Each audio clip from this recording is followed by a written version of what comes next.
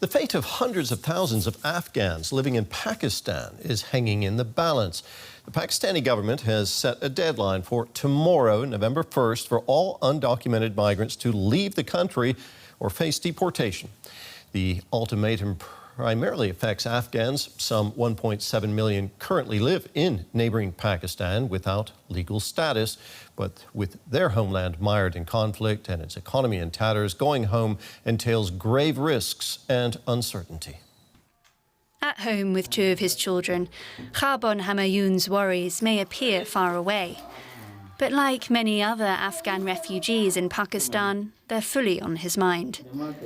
The 33-year-old has lived here for 2 decades, but the government's crackdown on undocumented migrants is turning his life upside down. Today, he's taken part in a protest and is now queuing up at the UN's local office for refugee registration, hoping for a document that will enable him to stay here and not be sent back to Afghanistan. These past several years, we were given assurances that we would not encounter any problems in Pakistan. But they've now started the process of expelling Afghans.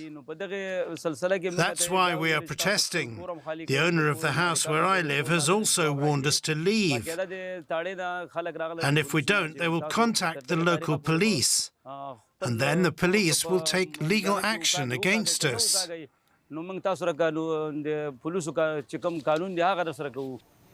Here in Islamabad, Hamayoun ekes out a living at a tandoor. He says the pay is hardly enough to feed his family, let alone fund a journey back to Afghanistan. But along with being evicted from his home, he's also losing this job, another consequence of the authorities' new policy. Millions of Afghans have made Pakistan their home in the past decades of instability in Afghanistan. But a country that was once a refuge has now become deeply inhospitable. Police in this neighbourhood are checking documents and arresting anyone without paperwork. The government claims its policy shift is due to high Afghan crime rates. There is a general perception that illegal Afghans, and mostly some of them who are legally staying here, they have a role in certain crimes. And these crimes are mostly smuggling of the different products. In 2020, around 225 Afghan nationals were involved in serious crimes, which were apprehended and they were processed according to the law. Abdul Khalik has lived in Pakistan for 16 years, but is now one of tens of thousands of undocumented Afghans who have taken the difficult decision to return to Afghanistan. For him, the pressure to leave became too much. His family borrowed money to hire trucks for the move, leaving them substantially in debt. The family has hired this truck for 250,000 rupees. It will take us to Kabul. We have left the rest to Allah. Winter is ahead and we do not have warm clothes, shoes or a roof over our head. We are helpless and will face whatever Allah will do for us. For this family heading back to Afghanistan, the road ahead is full of uncertainty, just as it is for those trying to remain in Pakistan. Journalist Nosheen Abbas is in the Pakistani capital, Islamabad, and she told us more about Pakistan's justification for doing this. Well, you know, there is a link in the minds of Pakistani citizens between smuggling and the drug trade with Afghans.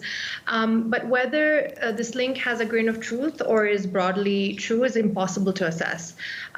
Surely transnational crimes committed by Afghans, if any, would require support from Pakistani citizens as well in order to commit those crimes. The other link or perception in the minds of Pakistani citizens is that of Afghans and terrorism. So the government of Pakistan feels that the Pakistan Taliban are operating out of Afghanistan with impunity and perhaps even with the support of the Afghan Taliban now in power. To that end, undocumented refugees are viewed as a security risk which may harbor anti-state elements. How many Afghans are in Pakistan right now? And tell us a little bit more about the reasons that they moved to Pakistan. So there are approximately 4 million refugees in Pakistan from Afghanistan, and out of those, 1.7 million are undocumented. They moved to Pakistan in waves since the 1980s, since there have been successive civil wars and international conflicts in Afghanistan, with the Soviet invading in 1979 and then the Americans in 2002. Right. So now, assuming not all Afghans heed the call to leave, Nosheen, what might happen to them?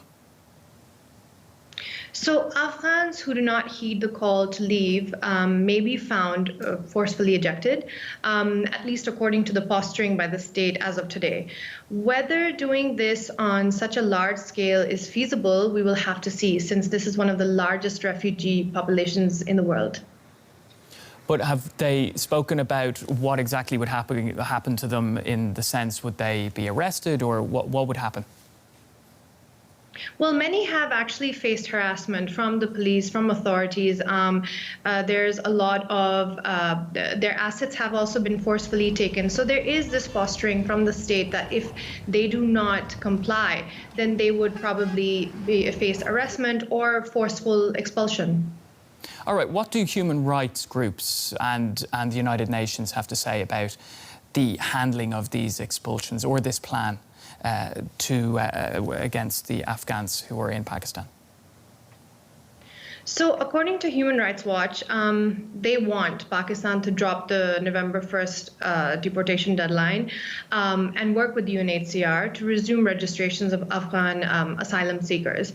And they are hoping that Pakistan would work with them for the resettlement of the Afghans. But besides that, human rights groups have also talked about the huge emotional and mental toll that it has taken on the community, especially for those who have really never lived in Afghanistan. Pakistan is the only country that they've ever known. So there is a sense of loss. There's also a sense of losing one's identity and livelihood, not to mention the fear of returning to Afghanistan and what that would mean for their families. Nosheen, politically within Pakistan, is there consensus that this is what should be done, or how are the different political parties approaching this? Well, at the moment, there is a general consensus that those who are undocumented must return to Afghanistan. I think at the moment there is more outcry from human rights organizations, especially, and also Afghans who have been living here for generations, who have known nothing but Pakistan.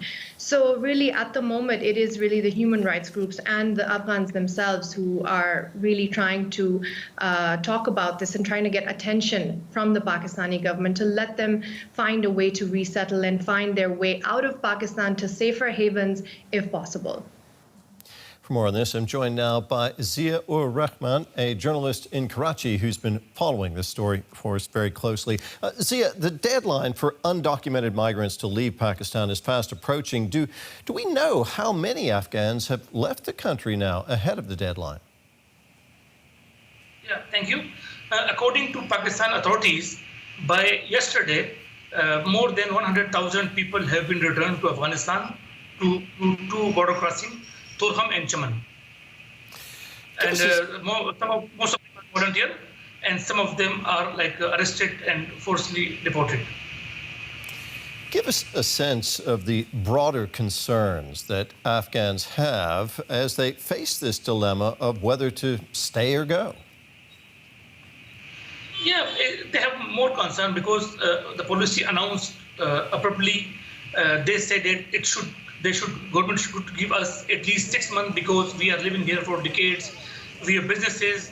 It is very hard to sell them on a fair price. So 3 months or 4 weeks, it was not enough time. So they are basically asking for more time. But we will see what happens after tomorrow, because government is showing that we will not change our policy, and we will launch a crackdown after November 1st. Can you tell us why Pakistan is making this move now? Yeah, so it is linked with the rise of terrorist attack in Pakistan after the fall of Kabul in August 2021, when Afghanistan Taliban captured Kabul. Islamabad believed that Afghan Taliban will expel the Pakistani Taliban militants from their soil, but it didn't happen. Then we have seen that a rise in cross-border attacks. In September, we have seen an attack in Chitral, a bordering town, in which TDP militants came into Pakistan territory. Then in the late September, we have seen a suicide bombing on a rally celebrating Prophet Muhammad's birthday. So after it, the Apex Committee, the country Apex Committee, which includes Pakistan civilian and military leadership, they decided to launch a crackdown on Afghan refugees because they believe that 14 suicide bombers out of 24, they were Afghan nationals. So, yes. So we obviously, many Afghans have decided not to go, or they haven't gone yet. That deadline is going to expire tomorrow. What might happen to those Afghans who decide to try their luck and stay in Pakistan? So, yeah, I talked to various Pakistani authorities. After November 1st, that means tomorrow, the Pakistani authorities launch a crackdown in different parts of the country. They will detain undocumented refugees and send them to the detention center they have formed across the country, and they will be forcibly deported to the Afghanistan. In second step, they will come to the people who have expired visa and these things. So I think, and still we have seen that landlords have started evicting undocumented refugees, and employers are not asking Afghan refugees to abandon their jobs. So already there are a sense of fear among the refugee community. Zia, thank you very mumuch for talking with us. That was Zia Ur Rahman talking to us from Karachi, a journalist.